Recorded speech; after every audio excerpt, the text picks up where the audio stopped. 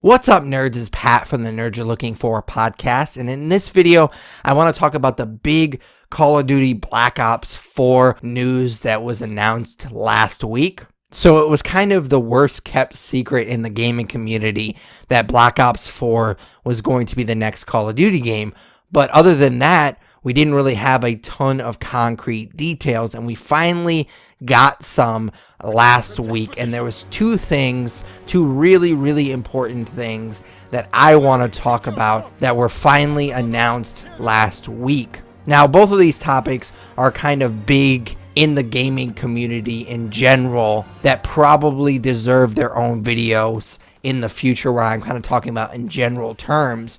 However, for this particular video, since it's Call of Duty Black Ops 4 video, I'm going to kind of focus all of my attention on just talking about this franchise and this game in particular. So the first big thing that I want to talk about regarding Black Ops 4 was the fact that it is official. There will not be a solo campaign in this game. And I did not mean for that to rhyme. And for me, that's super disappointing because, first of all, out of all the Call of Duty games that I've played, I think especially the first Black Ops game has probably one of the more interesting stories out of the entire franchise.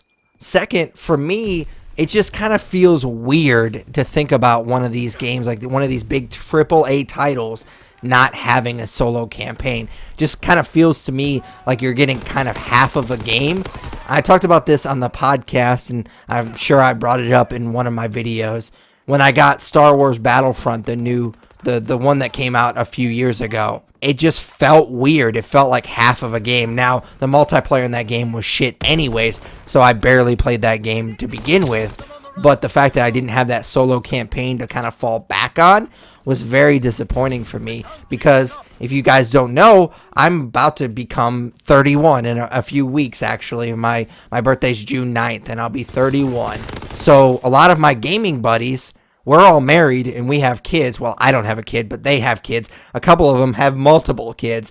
And so we don't get to game as much as we used to. So automatically, if this game doesn't have a solo campaign, I'm probably not going to get it, especially not going to get it when it launches, because I just know that we're not going to be able to get together like we used to when we were in college.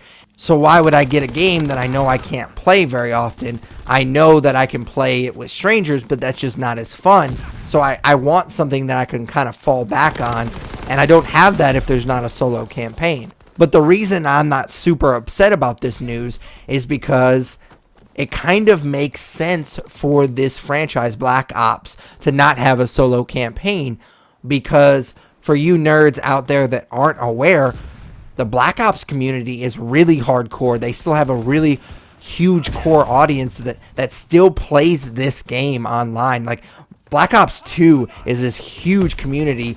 Years and years after that game has come out, there's still a huge community that plays that online. So for Black Ops to not have a solo campaign, that's not really that big of a deal. It's a big deal for me because I feel like it's only half of a game. But for the core audience, the people that are going to be playing this for a long time, that doesn't really matter to them because they never get it for the solo campaign anyways. They are only getting it for the multiplayer anyways. So as a developer, why would you waste time on something that you know your core audience is barely going to play anyways? So yeah, it's disappointing for people like me, but again, I'm in the tiny minority here. The second big thing with this announcement is the fact that we will be getting, with this game, a Battle Royale mode. Now, they haven't given too many details about what that's going to entail, like how many players you're going to be fighting against. My guess is they're going to probably go a Darwin Project route, where it's a little bit of a smaller map than, let's say, Fortnite, where you have this huge map and there's like 90 plus players that you're playing against. I think they're going to go a Darwin Project where there's only like 20 or 30 people and there's a lot smaller map. That was actually the big thing that I complained about when I played that game for a short period of time, which is, it's a pretty fun game, but the map is too big for 20 people. My guess is they're going to kind of go that route, where it's going to be maybe 15, 20, 30 people. It's going to be kind of a smaller map. But overall, this kind of gets me excited, because I think because the developer isn't concerned with a solo campaign, I think that they're going to make this great. I have faith in Call of Duty, especially Black Ops, to make a great Battle Royale mode. What pisses me off about all these developers trying to get into the Battle Royale game is the fact that they're just kind of throwing it together, throwing it in, just to get some of that Fortnite and PUBG money. And that's what bothers me. Radical Heights was probably the worst offender. They literally came out and said after they went bankrupt that Radical Heights was just kind of thrown together to kind of save their company. And I personally didn't play it because I don't have a PC that can play games like that. But I heard that it was kind of fun, but it had a lot of glitches and it had a lot of problems. Of course, they were in such trouble that they didn't have time to fix it. It was kind of their last-ditch effort to save the company. And that's the kind of thing that bothers me, is that you're going to get a lot of that nowadays with Battle Royale. You're going to get these companies just kind of putting together really quickly, quickly in video game developing terms, this Battle Royale mode just to kind of get some of that money, to kind of scrape together some of that audience. And that's what bothers me. But I think Black Ops and Call of Duty will do a really great job with it. So I'm very excited about this aspect of the news. Like I said, I probably still won't get it when it first comes out, but this was pretty exciting.